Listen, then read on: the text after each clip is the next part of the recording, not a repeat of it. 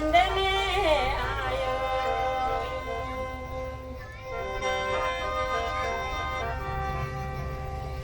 ของฉันทำสันกว้างกาสิกำเก้าเด่นทาน้อย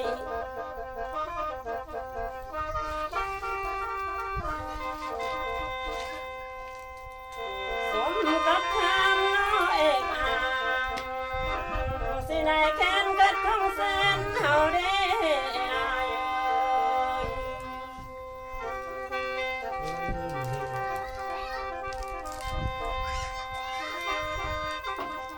เอ้ยโอ้ย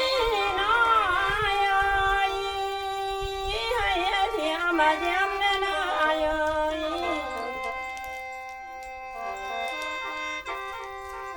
เฮ็ดทุ่งแสนมันเคยอยู่อายเ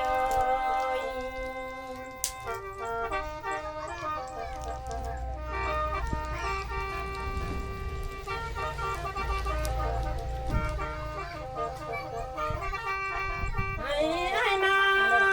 ส่วนลินทุ่งแสนน้องเจริญนะแม่อายเอ้ย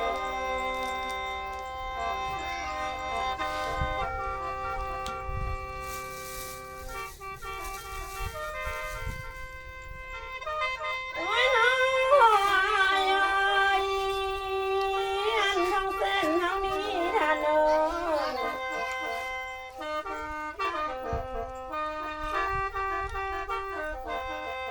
อันแต่ข่าวก้อนกี่มีป่าได้ดงนาอยู่ใดยาเอ้ย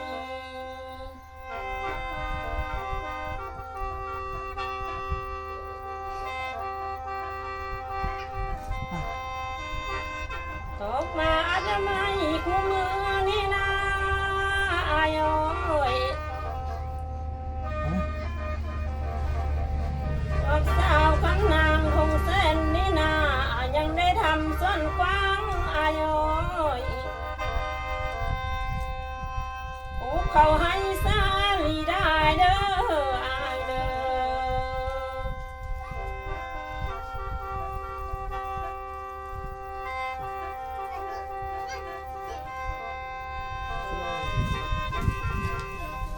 โอ้ยน้อ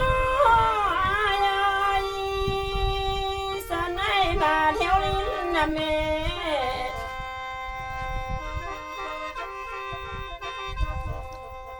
เด่นหน้าบ้านหนงหน่อยยังมีผู้ส่วนมาบ่น้ออายเอ้ย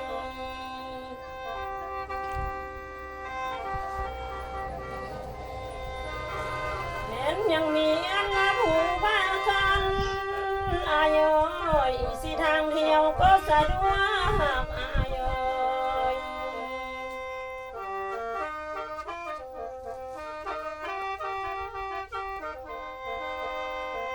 พวกคันเทิงเพิ่นมาก่อสร้างหนทางมีให้ไต่ด่านเอ่ย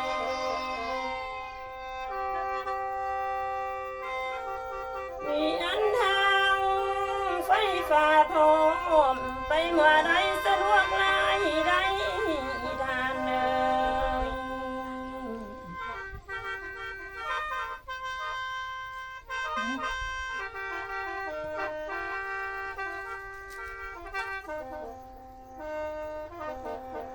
โอ้ยน้อยเอ้ยบ้านพ้นใส่เฮานี้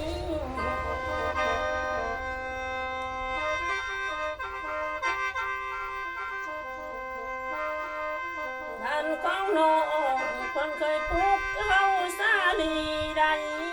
มันก็มีหลายอีหลีที่เต็มส่วนเต็มให้อายเอ้ย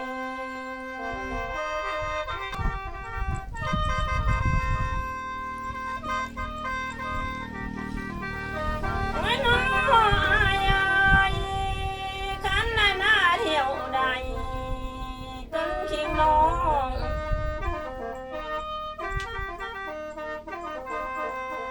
สิปอนเขาไว้ใส่กินอายเอ้ย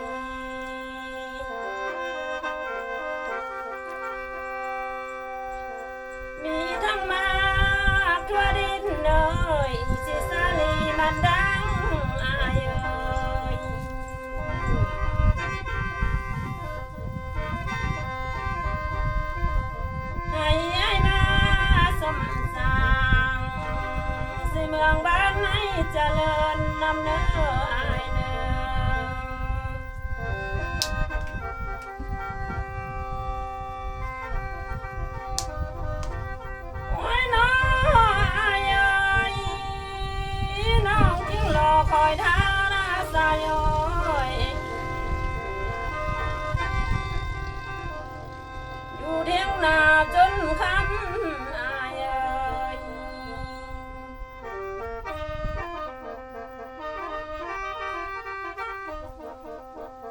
น้องนั่งรอ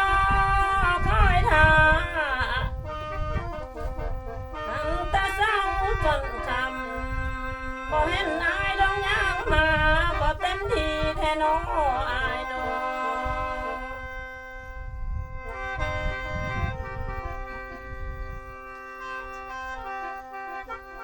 โอ้ยน้อ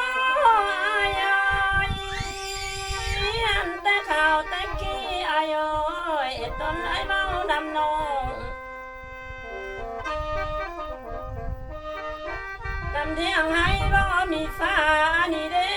อายเอ้ย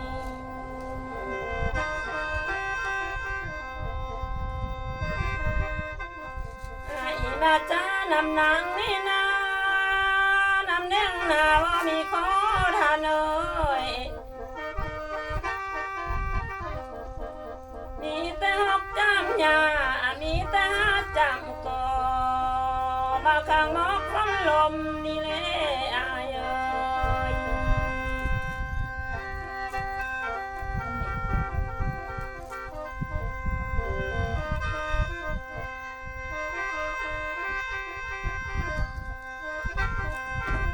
โอ้ยน้องอายเอ้ยน้องนี่รอคอยท่าและบ้ารักษาเว้ย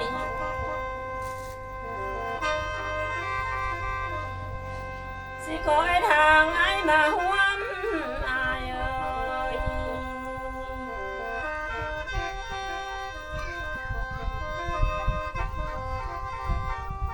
อันผู้บ่าวแกงบริคำใส่เฮานี้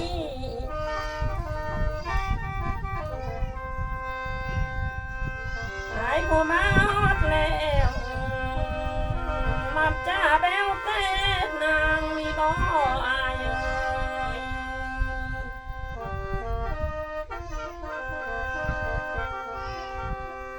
ไอ้ผู้บอกให้นางทานา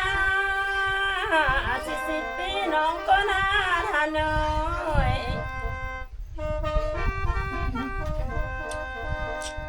ไอ้ผู้บอกให้น้องทา20,000 ษาน้องก็อยู่อายเอ้ย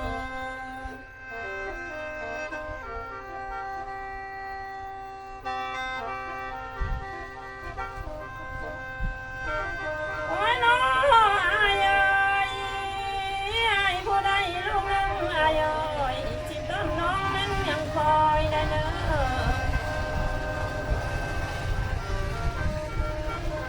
อายผู้ใดลูกสองเอ้ยสาวคำนางยังท่า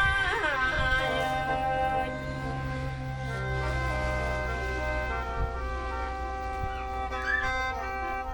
คำไหนได้ลูกสิลูกมาสิต้นน้องจึงละเมื่อก่อนเน้ออายเน้อ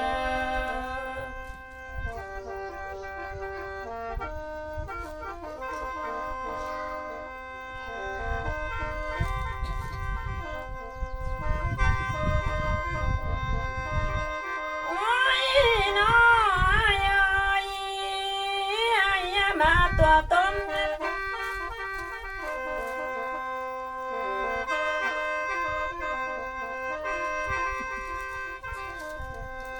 สิลมนางเป็นห่วงแม่เอ้ย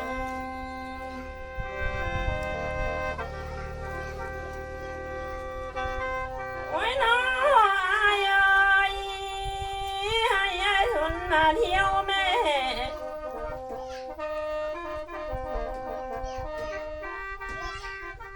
รักสาวคำบนน้องยุ่งแม่เอ้ย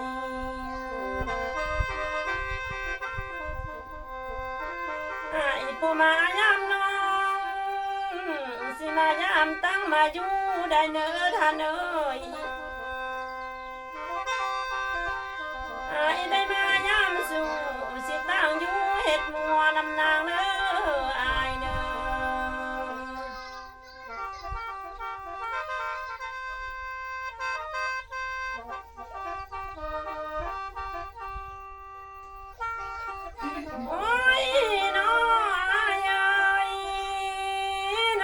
ำมาฮอดนี้ท่านเอ้ย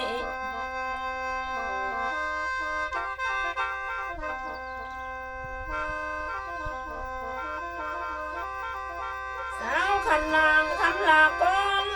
นายเอ้ยขอไว้พรน้อส่งให้สบายมันท่านผู้ชมนำเนิน